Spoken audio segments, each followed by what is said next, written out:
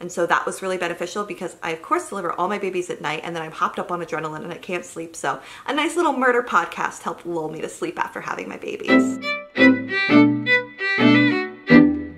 Hello to all of you beautiful birthing people. Welcome back to my channel. My name is Elizabeth, also known as Nurse Zabe here on YouTube, Instagram, and TikTok. And today I have a video that is going to be kind of a review of my labor and my postpartum bags that I packed almost a year ago for my most recent birth. So this was my third birth. I was planning on going unmedicated, which I did do, and I just want to kind of go through those bags, tell you what I did use, tell you what I didn't use, tell you what I wish that I had brought. I think in general I did a fairly good job packing, but there's always room for improvement. I was totally inspired to do this video because I am teaching a childbirth education class right now through my hospital, and it's April right now when I'm filming this. Everybody in that class is due in June. Two people actually, their due date is my daughter's birthday of June 2nd.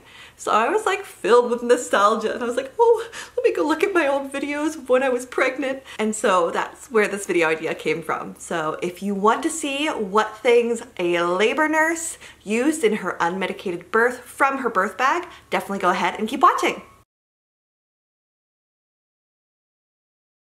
Okay, so what I'm going to do is I'm going to watch the video on my phone. I think that's the easiest thing to do. I'm going to scoot this way so that I can do a picture-in-a-picture. You guys can watch what I'm watching, and then I'll pause periodically and we'll just talk about what I actually thought about what I brought and if I used what I brought. So let's go ahead and we will start with my labor bag video. And this was a collaboration with Womblekin. I've done a few videos with them. Their labor bags have changed slightly since I made this video, but I do have a more recent labor bag with them that I actually talk about what I would pack if I were going to have a cesarean birth using their labor bag. And it can be good to pack for both a vaginal and a cesarean birth because you don't know exactly which route your baby's gonna enter the world. So I'll leave that link if you guys wanna watch that. Let's see what I packed. Number 3, gender unknown.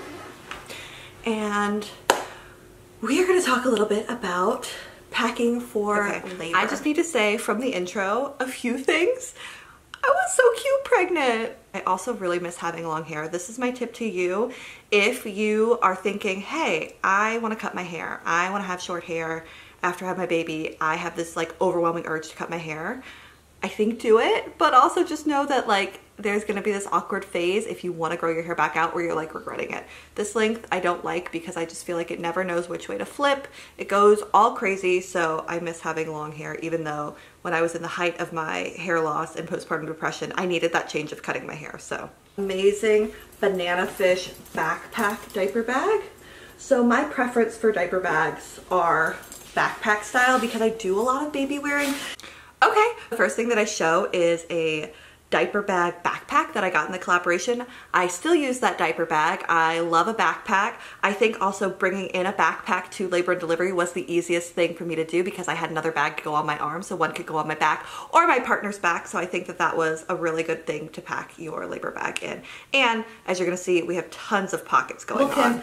Has provided some booby butters, which is going to be like nipple cream. I didn't use any nipple cream in the hospital. I'm not saying that you shouldn't bring it, but I personally did not need it. I never really struggled with sore nipples, even though my baby did have a lip and a tongue tie. But they also have included a chapstick, which I am excited to try. It is a minty chapstick. This is gonna be great because in labor, you need to moisturize your lips. You're doing a lot of mouth breathing, or at least I do a lot of mouth breathing in labor and things. This is super true. I definitely use that chapstick. I think I used it in labor. I definitely used it postpartum. You're doing a lot of mouth breathing in labor. Often at the end of labor, that's kind of how we're controlling our breath. And so I did love that chapstick. I still have that chapstick in my car actually, and I use it in there. And another thing that can be helpful in the hospital, potentially, especially if you're gonna be there for a few days, you can bring like a small humidifier. Something to think about because that air is so dry. I always give my patients little samples of Vaseline. If they're feeling like really dry, they can put it on the inside of their nose and on their lips as well. It's a great moisturizer if you don't have chapstick. So I brought an eye mask. Sometimes things are getting overwhelming, it's nice to just put on an eye mask. The eye mask I did not use in labor. I was able to because I had the lights turned down so low. I had some other things for me that were helping with the lighting situation that we'll talk about in a little bit. I didn't need the eye mask for labor. I did, however, like it postpartum, just because it's hard to get a hospital room completely dark because there are monitors and other things, computers, things in the room that maybe won't get completely dark. If your labor takes longer though, and if especially you have an epidural or it's an induction where things are taking a little bit longer and you're having periods when you definitely can be restful, I think an eye mask is fabulous. Mask and put in your AirPods and be in your own little... The AirPods, I again didn't use a ton in labor. I used them on the way to the hospital. I listened to Good For You by Olivia Rodrigo on repeat. And then once I got to the hospital, didn't really have a whole bunch of music playing in labor, but postpartum, I like to listen to podcasts. I like to listen to long form like YouTube video essay content while I'm falling asleep. And so that was really beneficial because I of course deliver all my babies at night and then I'm hopped up on adrenaline and I can't sleep. So a nice little murder podcast helped lull me to sleep after having my babies. A couple other things I am bringing are some peppermint oil. Peppermint oil is great for nausea. It also can help you pee after you deliver if you're having difficulty peeing. And then some lavender oil for relaxation. I didn't use either of those oils. I'm not a big fan of diffusing in labor. I have both of those oils in my bag that I take to work though, because they're great oils to use on a cotton swab, to help with nausea, to help with anxiety and stress reduction that lavender oil is. And then peppermint oil, pro tip, bring it with you because it can help you pee postpartum. If you're having a hard time going to the bathroom, you can put a few drops in the toilet and those vapors will help relax your sphincters that help you to pee and empty your bladder, which can be really hard, epidural or not, just because of the amount of trauma that's happened to that area when you're having a baby. Front zipper pocket that everybody in labor needs. Scrunchies.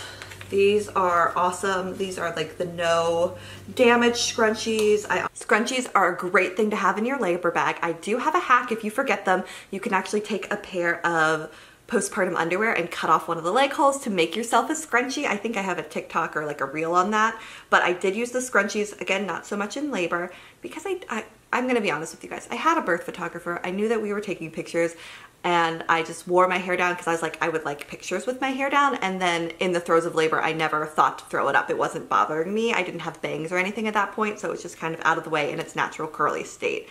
But I definitely use them postpartum, the scrunchies. And they also can be helpful to have on your wrist. You can switch sides to know which side baby last nursed on is another pro tip for scrunchies if you have the mind to think of that.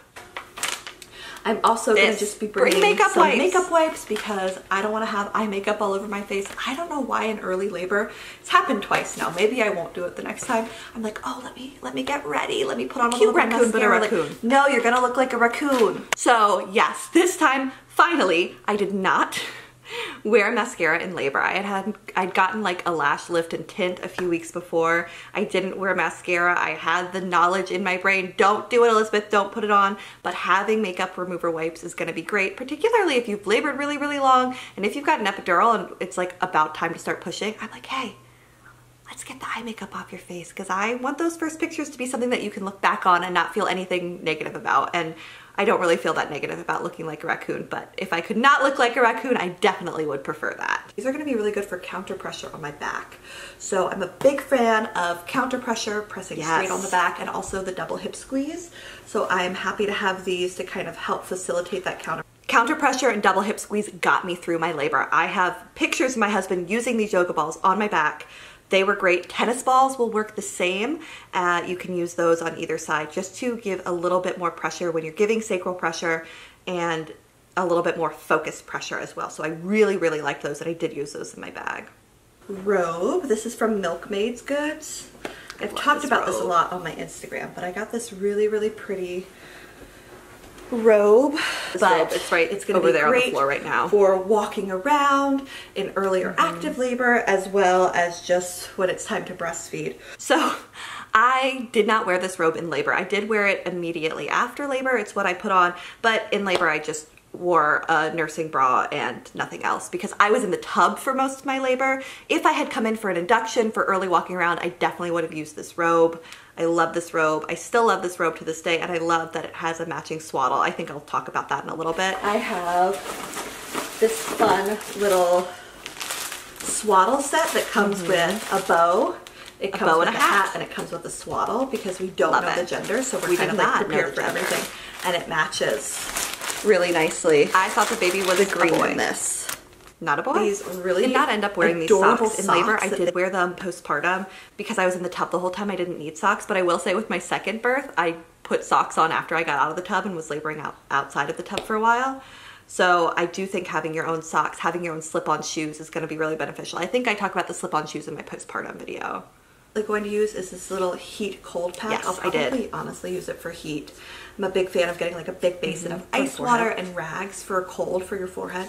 But this, I love heat on my back during labor. This is nice because it's really... So here is actually a pro tip for you, because I wanted to use this in labor, and I did use heat on my back in labor because my unit does have hot pads that go in the microwave as well. Sometimes we don't always have them, so I brought my own.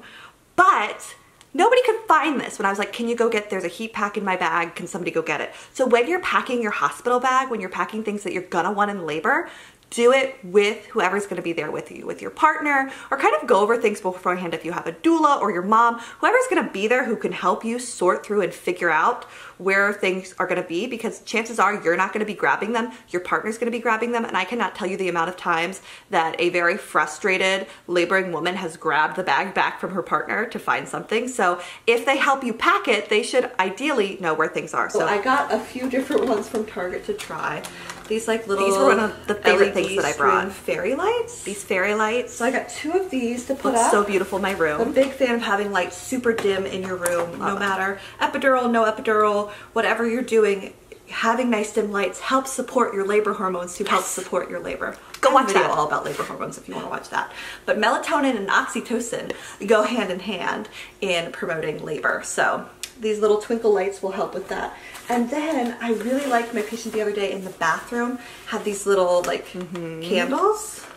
You can see that's kind of what they look like when they glow up. So in the bathroom, having all the lights down are super dim, and then having these. So yes, one of my favorite things that I brought for this birth were these little candles, were the twinkle lights. We had all the other lights in the room turned off and just these, and when we brought them out and turned all the other lights off, I just was able to relax so much more. They looked beautiful in pictures, which is an added bonus. But one thing that I didn't do, that you all literally told me to do in this video, you all were like, Elizabeth, check and make sure you have batteries. Check and make sure you have batteries. And I was like, yeah, I will.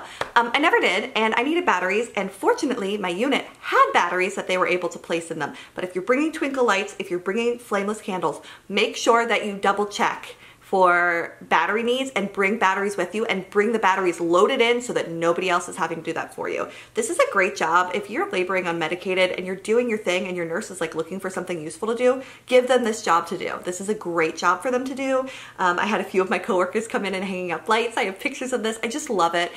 The other thing that I did have packed that I don't have in this video, because I think I packed it after I filmed this video, was a TENS unit. The TENS unit is another great way that we have these little like pads that you put on your back. When you turn the TENS unit on, it sends these like electro waves into your muscles to kind of make them spasm a little bit, but not in like a painful way, just in like a buzzing way almost.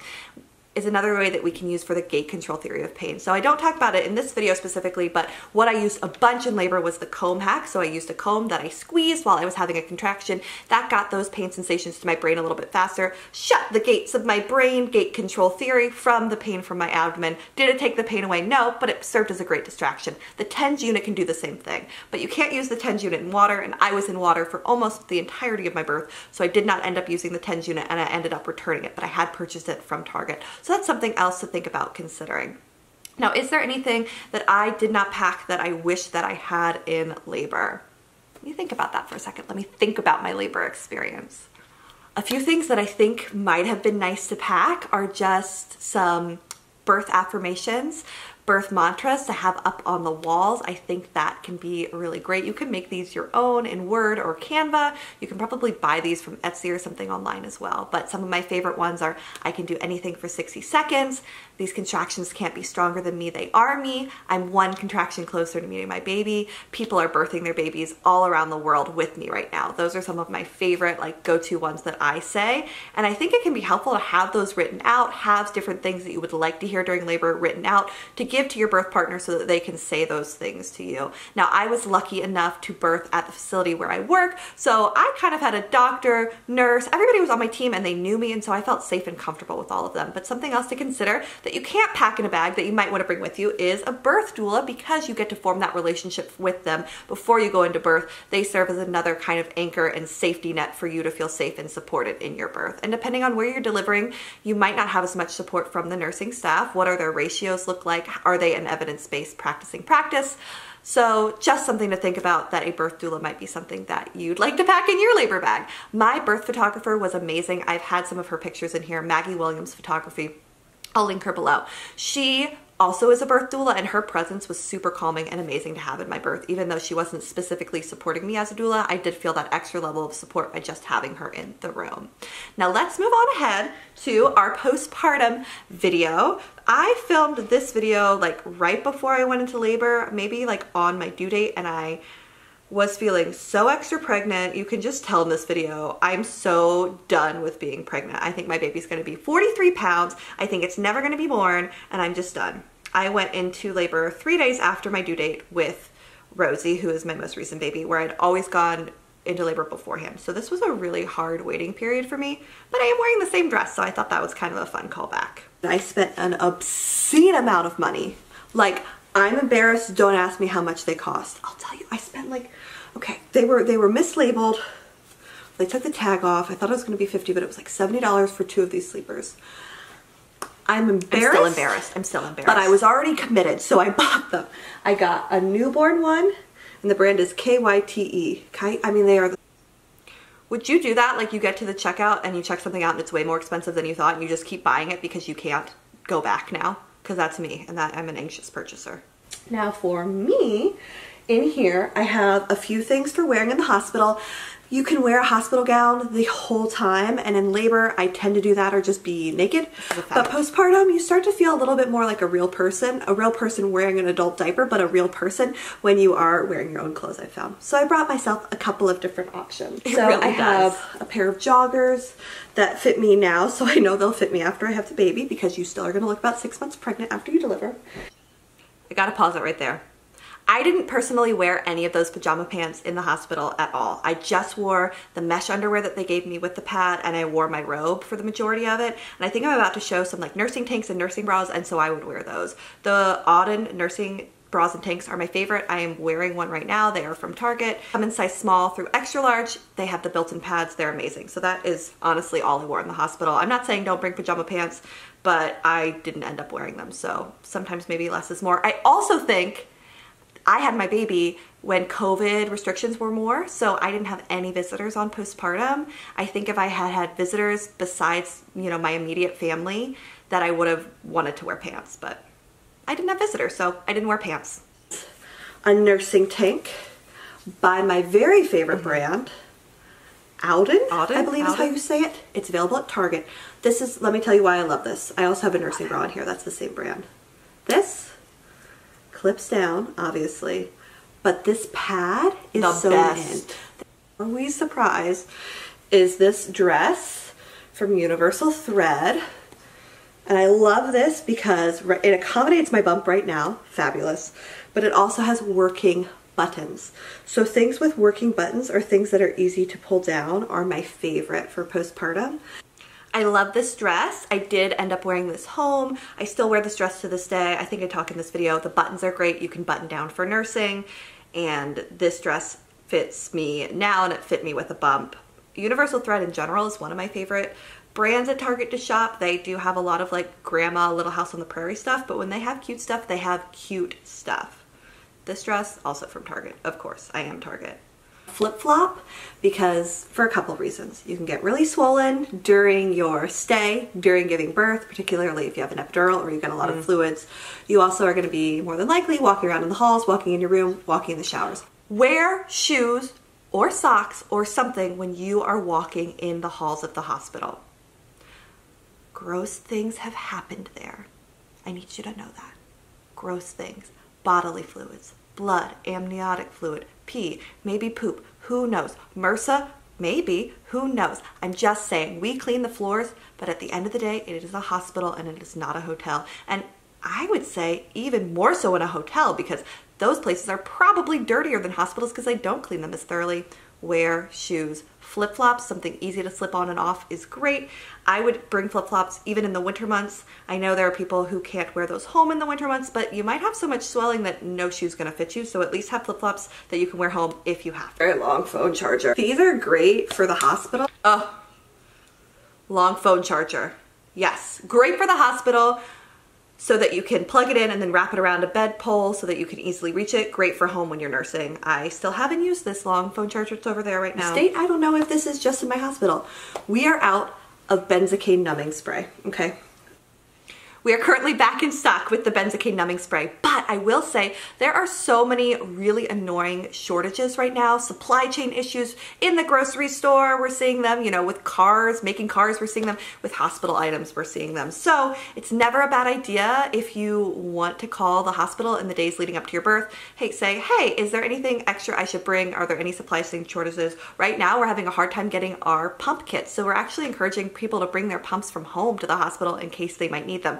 Whereas previously we would not encourage that. We would give them a pump kit to use one of our hospital grade pumps. So just something to keep in mind. And they're not great, right? They're like in a pinch, we'll use them. So I have this whole little thing with toiletries in here, including stuff for my contacts and my glasses, shampoo for myself and for my husband, toothpaste, deodorant. I got this. Yes, bring your own toiletries to the hospital if you can. We have some that you can use in a pinch, but they're not great. Like, we're not gonna have conditioner. We're gonna have like bottom of the line body wash and shampoo mixed together. And you wanna feel human and normal, so bring your own, you know, small ones or big ones. Bring some for you, bring some for your spouse. We can of course give you some if you don't have them. And then if you wanna bring a little bit of makeup or something so that you can wear that postpartum, if that's something that you feel like you might wear, I think that's great. I think anything that makes you feel a little bit more human again postpartum is great because you've been through this really big event. Your body's not going to feel like your own for at least a few weeks. So many changes going on. I think it's really nice to just have things from home that remind you of home. Is my insurance card and my ID, both of which are needed to register me in the hospital and are needed to charge my insurance for my stay. Now you can register without these, but you'll need to bring them in at some point for registration. Thing that I will be packing, which I think I talked about in my last video. I definitely did because I had a beautiful Esmeralda pillowcase, which my daughter has now claimed for her own, is my very own pillow in a non-white pillowcase so that it can be easily identified as mine and not get taken with the hospital pillows. Now this is yes, bring your own pillow, bring a blanket that makes you feel comfortable. Just make sure that they're not in colors white that are going to be accidentally maybe misplaced with hospital pillows. Although I don't really know how you could confuse them because my pillow's nice and the hospital pillow's made out of plastic and sucks, but just something to keep in mind. And another tip, maybe bring a couple of extra pillowcases because I have had pillowcases get a little bit yucky, maybe when we're pushing or moving around with bodily fluids, with amniotic fluid. So it might be nice to have a pillowcase change to change your pillow into. A giant heating pad that plugs into the walls. This might be a little controversial because at some hospitals they don't like you to bring heating pads because they think you're gonna burn yourself like an 80-year-old man who has no feeling. But those afterbirth cramps, particularly after your second, third, fourth, fifth baby, are intense. They get worse with every baby. They do get worse with every baby. After Rosie, my afterbirth cramps were insane when I nursed her. I have the heating pad right over there. I still use it for my back because I have still some lower back pain thanks pregnancy. But yes, I love a heating pad. I'm so glad I brought that heating pad. Just make sure that you don't get it anywhere near baby. Their skin is so soft and sensitive. We don't want to burn them. And make sure that you're not using it if you have an epidural where you're not really being able to feel the heat because we don't want to burn you. But I love a heating pad. I'm so glad that I brought one. The other thing that I will be bringing kind of for baby, more for me, is just props for pictures, which I know I talked about in my last video. And I have the exact same prop. This is what we use for my son. So this baby currently, I didn't use that. Maybe because we didn't know her name for a really long time, I did not use any of those props. I did not take a picture like that. We also had great pictures from our birth photographer, so I didn't feel like we needed those. But if you don't have a birth photographer, if you know the name, if you're excited for the props, bring the props for pictures. The worst thing is you just pack them up because you didn't use them. Okay.